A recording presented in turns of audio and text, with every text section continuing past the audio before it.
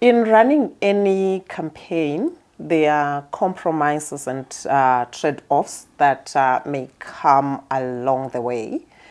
And this is one of the key things that you have to be alive to, and you have to be sensitive to, and to know how to deal with each and every compromise and trade-off that you may have to take. And we are in the civil society space. We have many tensions, and it's usually tensions. You have passion, you want to see everyone, being included, you want to see justice, you want to see fairness on a broad scale, but you also have your own personal needs and livelihood issues. We're in the non-profit making, and it comes with, the day-to-day, stomach issues, when you're running a campaign. And you ask yourself sometimes, am I now singing for my supper? Because, some temptations may actually come along the way, and you have to know that they come in different ways and shapes.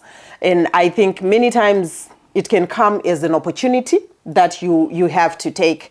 And it may come to some, even in monetary financial terms, buying out your campaign. I think it can come, it depends with your context. So it can come as an opportunity of growth, of more opportunities in terms of stages and platforms where you can actually take part in being offered to you, and very, very tempting. So you need to know your context and what may be offered for you to compromise or to trade in your campaign.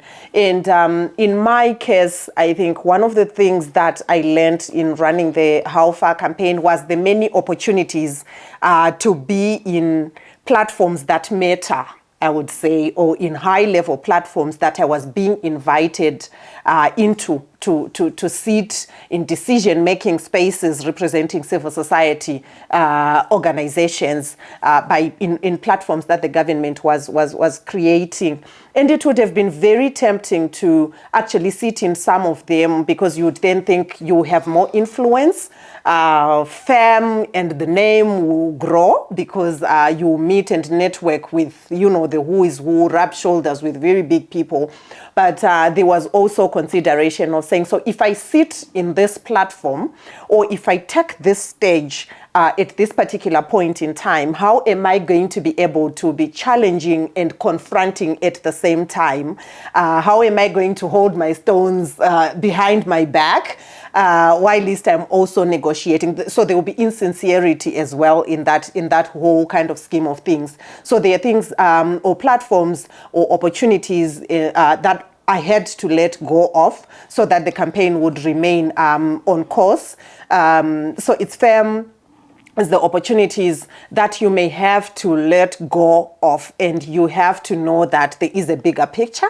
So for me, it was reading the bigger picture of the How Far campaign and say, if I take up these stages at this point in time, yes, I can get in there and be able to ask my questions, but I may turn out to be compromised, and I may be toned down or watered down in my messaging because I'm now engaged in the other processes. So the bigger picture for me is very critical when you're looking at compromises and trade-offs that you may have to take for you to get there.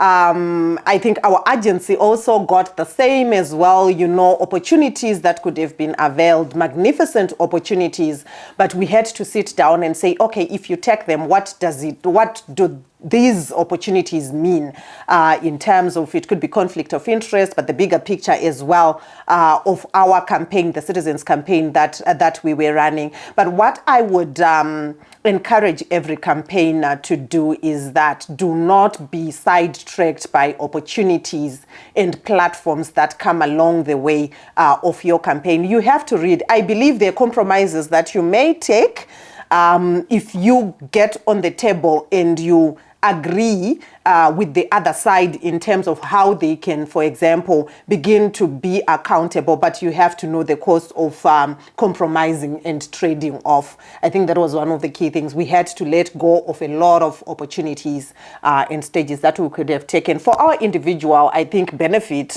and purposes. When you really look at it, I would have been sitting in some of the most influential spaces in terms of economic recovery in Zimbabwe.